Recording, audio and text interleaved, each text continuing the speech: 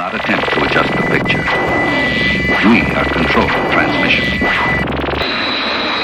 After a rigorous and thorough competition between some of America's top aerospace companies, the Air Force is going to be awarding the contract for the next generation air dominance platform to Boeing. As you know, it was highly competed for. There was a lot of competition, generals, and it's been going on for a long time. Very, very tough competition. This plane has produced numbers that nobody's ever seen before. The F-47 will be the most advanced, most capable, most lethal aircraft ever built.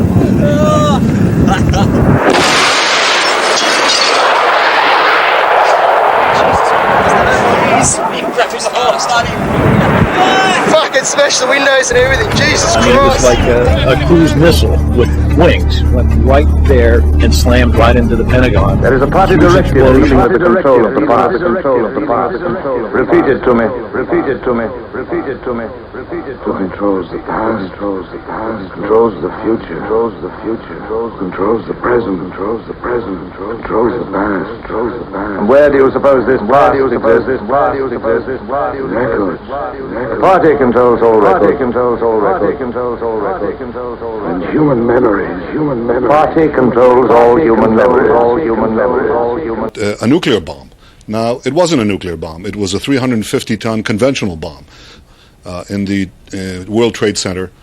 George Stephanopoulos is down in Lower Manhattan today. George, I don't know if you heard a little earlier me raise this question, which was actually raised by ABC's Jackie Judd as we look at these areas down below and the video of where the towers used to stand and where is all the rubble gone.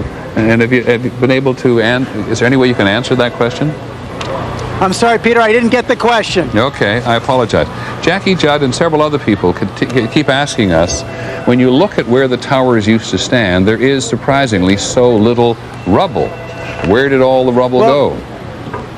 It's a very good question, Peter, and I have asked some people who've been doing some of the rescue and recovery work this morning. If you look behind me, you can see the very remains, the skeletal remains of the World Trade Center. And one volunteer, Robert Gerlinski, explained to me the reason there's so little rubble is that all of it simply fell down into the ground and was pulverized, evaporated. Now, I should say, though, for the last several hours, there's been a steady stream of dump trucks and other very large vehicles carrying out debris. Right now, Mayor Giuliani is speaking. Let's listen. It's going to take some time, and we're bringing generators in. The governor made available to us a group of generators that we've moved to Randall's Island, and we will be using them in that area of the east side that needs generator power, because they may need it for quite some time. We were able to move 120 dump trucks out of the city last night, which will give you a sense of the work that was done overnight. So some of the debris has already been removed.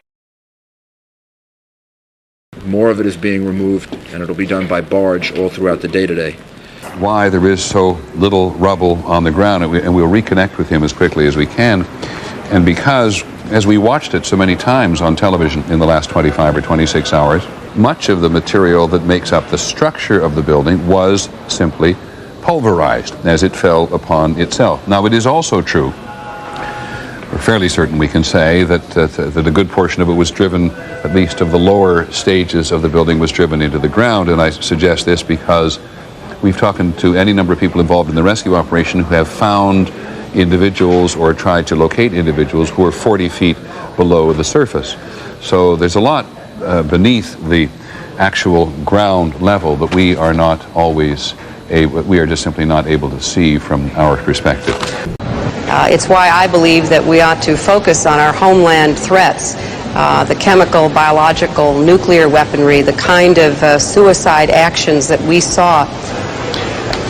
You base that? I'm really on kind of thin ice here, and I'm concerned about making sure that I don't say anything that leads someone as bright as you to ask me the next question and put me in the spot of potentially revealing things I shouldn't reveal. Well, in fairness, Senator, we're all on thin ice around here. In North America, suggestions were made, like digging a tunnel under New York City. we can make these nuclear explosions cleaner and cleaner.